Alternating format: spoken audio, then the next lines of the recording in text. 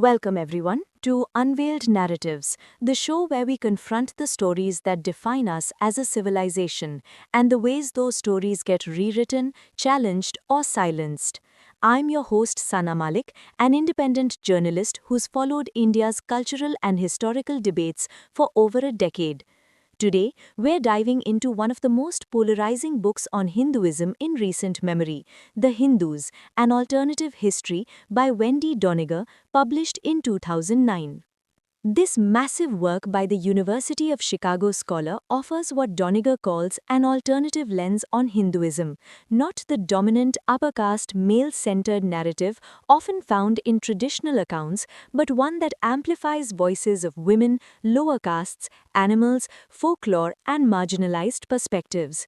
She traces Hinduism from pre-Vedic times through ancient texts, epics, medieval developments to modern India, emphasizing diversity, pluralism, erotic elements, debates over vegetarianism, non-violence, caste, and how Hinduism absorbed contradictions rather than enforcing dogma. The book became explosive in India. In 2014, after complaints from Hindu nationalist groups, Penguin India settled a lawsuit under Section 295A of the IPC, outraging religious feelings, and agreed to withdraw and pulp remaining copies. Critics called it obscene, disrespectful, full of factual errors, sexualizing gods, misrepresenting symbols like the Shiva Linga, projecting Freudian ideas on myths, downplaying caste hierarchies, or portraying figures in unflattering ways. Defenders hailed it as scholarly, courageous, highlighting Hinduism's internal pluralism and countering monolithic, nationalist versions. Joining me is Dr. Ahmed Raza, a respected historian and professor specializing in ancient and medieval Indian religions. Dr. Ahmed Raza has defended Doniger's approach as essential for critical scholarship. Welcome, Doctor. Thank you, Sana. It's an honor. And yes, Doniger's book is a vital intervention in how we understand Hinduism's complexity. Our goal today, explore if this book still matters in 2026, amid ongoing NCERT textbook revisions, removals of Mughal chapters, references to ancient practices, or reframing medieval history. Does Doniger's critique of sanitized narratives resonate? I'll play devil's advocate, respecting her scholarship but questioning if she overinterprets, risks offending sentiments in a diverse society, or if some unified narratives aid cultural cohesion. We'll stay civil, thoughtful, passionate. Let's begin. Dr. Ahmed Raza, opening statements. Why does Doniger call it an alternative history? Summarize her strongest arguments and evidence. Sana, Doniger doesn't claim to replace traditional histories. She offers a parallel view to counter the Brahminical, Sanskrit-centric lens that is dominated. She shows Hinduism as fluid, plural, full of contradictions, no single canon, endless debates on key issues like ahimsa, vegetarianism, caste. Key examples: she highlights women's roles, goddesses' sexuality, female saints, how texts reflect patriarchal control yet subvert it, lower castes and animals, horses in Vedic sacrifice, cows evolving sanctity, dogs as symbols of impurity yet devotion. Epics like Ramayana and Mahabharata aren't fixed dogma but contested, with regional variants and folk retellings. She argues colonial British and modern nationalists imposed uniformity, privileging certain texts like Manusmriti for law, ignoring vernacular diversity. Doniger draws from Sanskrit, Tamil, regional folklore, archaeology, showing how Hinduism integrated oppressed voices, Dalits contributing rituals, women authoring hymns. Post-independence, she critiques how national Hinduism reclaims history by erasing pluralism, e.g. events like Babri Masjid demolition, as reclaiming for indigenous Hindus. Her evidence is meticulous, extensive bibliography, direct quotes from texts. This isn't attack, it's celebration of Hinduism's inclusivity, a warning against its weaponization. Compelling. But in my opening pushback, Isn't some emphasis on alternative views selective or provocative? Freudian readings of myths, sexual puns, do they help understanding or just sensationalize? In a society with deep religious sentiments, does this risk division more than enlightenment? And with NCERT changes today, perhaps unified narratives protect identity amid globalization. Your response? Your response: selection is inevitable in any history. Doniger chooses marginalized perspectives because dominant ones are already amplified. Provocative? Scholarship should provoke thought, not comfort. Puns highlight how symbols transcend caste and language. Witty, not obscene. On division, hiding pluralism caused tensions, caste rigidities, gender inequalities. Truth fosters mature faith. NCERT emissions mirror what Doniger critiques, sanitizing to fit ideology. Exposing that builds stronger identity. Fair. But couldn't Doniger's Western lens project biases, Freudianism onto ancient myths, and backlash showed real hurt, threats, pulping? Is full deconstruction wise in fragile times? She acknowledges her positionality, invites readers to primary sources. Hurt is real, but censorship harms more, stifles debate Hinduism thrives on. We've set the stage. Deep dive now. First topic: interpretations of myths and symbols. Ganesha's head, Shiva Linga, erotic elements. Why defend Doniger here? Doniger reads myths multidimensionally, psychological, social, symbolic. Ganesha's creation explores father-son conflict, not literal Oedipus. Linga as phallic, yet cosmic, shows Hinduism's comfort with sexuality as divine, unlike Puritan views imposed later. Harm of ignoring reduces Hinduism to prudish, ignores Tantra, Kama Sutra roots. Distortions in education glorify sanitized versions, erasing diversity. Strong. Devil's advocate, myths are sacred. Freudian lens feels reductive, disrespectful to devotees. In India, where faith guides millions, isn't restraint needed? Some erotic emphasis sensationalizes for Western audiences? Respect comes from honest engagement, not avoidance.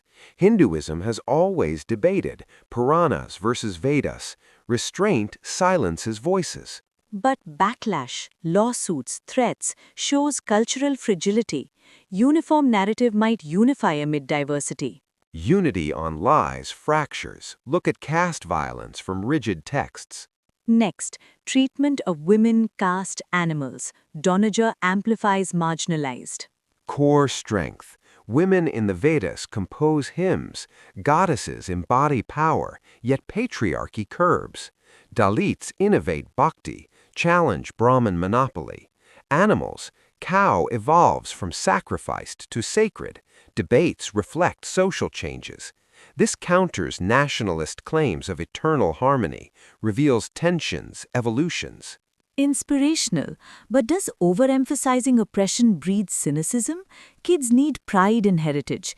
NCERT focuses positives, perhaps balanced. Pride from truth, acknowledging flaws inspires reform. Omissions breed ignorance. Third, pluralism versus canon. No single book. Debates on ahimsa, beef eating in ancients. Hinduism's genius. No pope, no final text. Doniger shows Vedic beef eating, later vegetarian shifts, contextual, not dogmatic. Ahimsa evolves, Gandhi innovates. Modern nationalists canonize Gita rigidly. Doniger restores debate. But in polarized times, unified symbols, Gita, cow, bind. Full pluralism might confuse youth. Confusion from suppression. Truth empowers discernment. Last, overall impact. Countering nationalist rewritings, parallels to NCERT changes.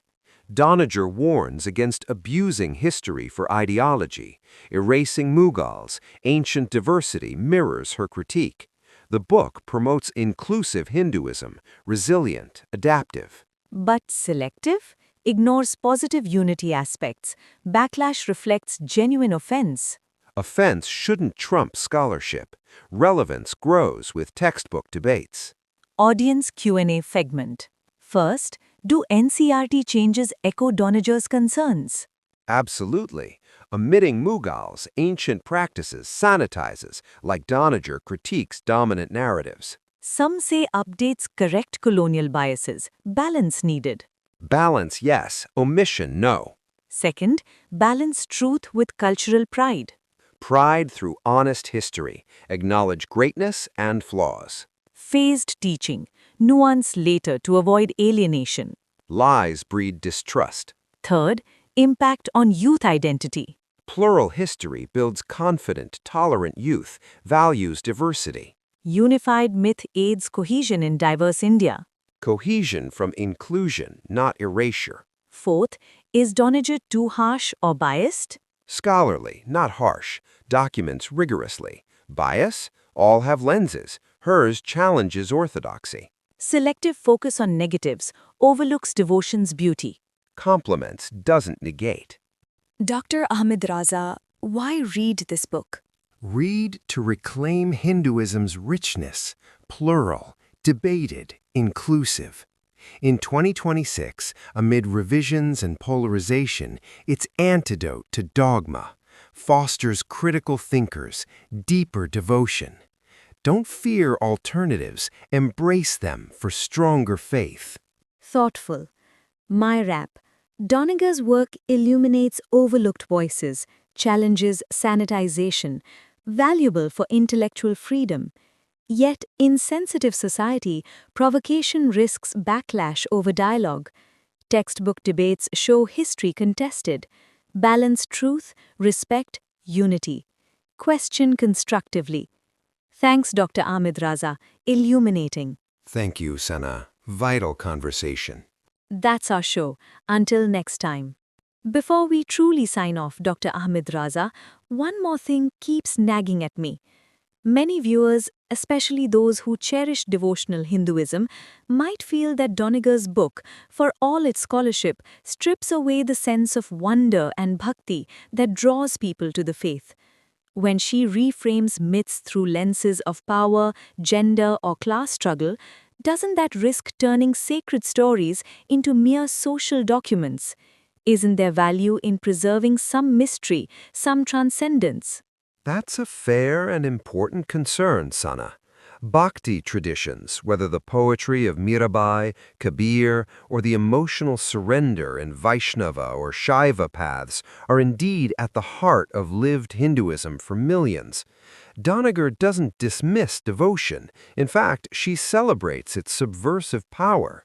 She shows how bhakti movements often arose as critiques of rigid Brahminical orthodoxy, low-caste saints challenging priestly monopoly, women defying patriarchal norms through ecstatic love for the divine.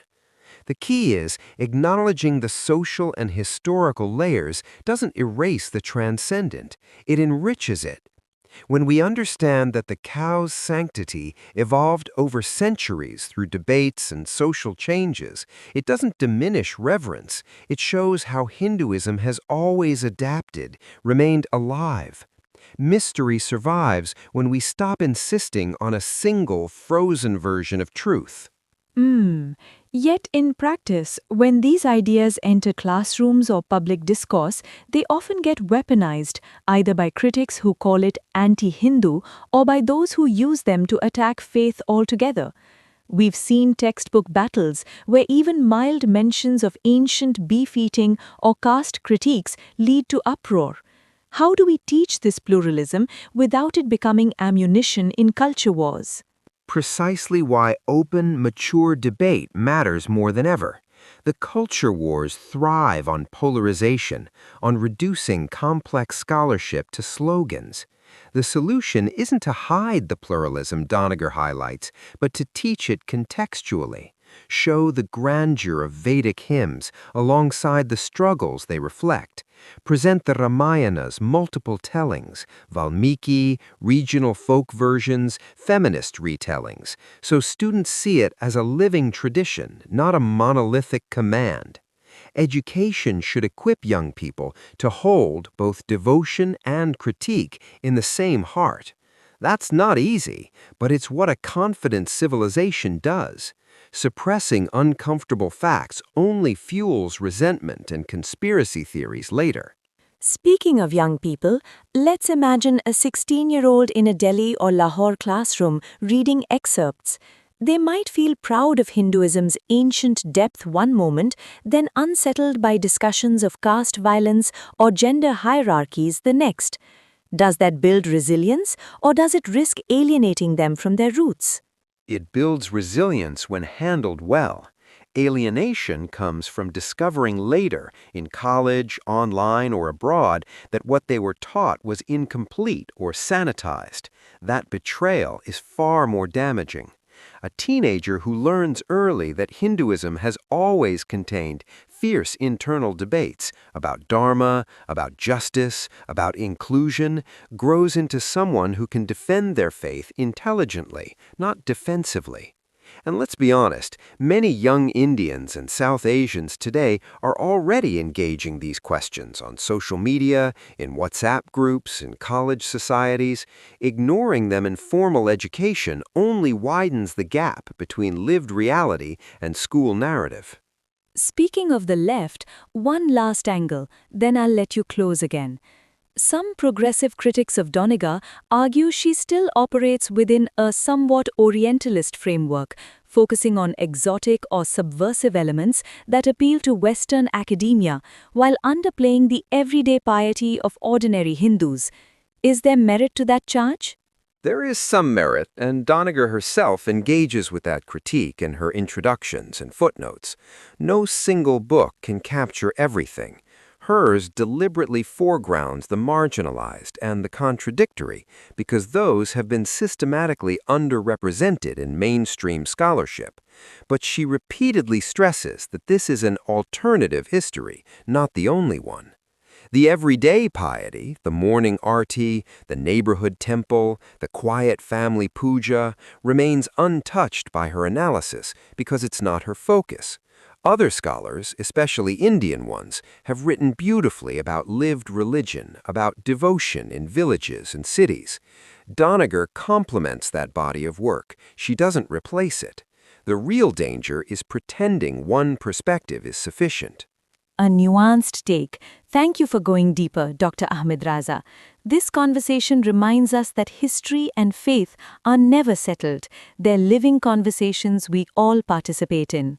Thank you, Sana. The courage to keep asking these questions is what keeps any tradition vibrant. And with that, we truly wrap up. Readers, thank you for joining us. Dive into the book, the critiques, the counter-critiques, and form your own views. History belongs to those who engage it honestly.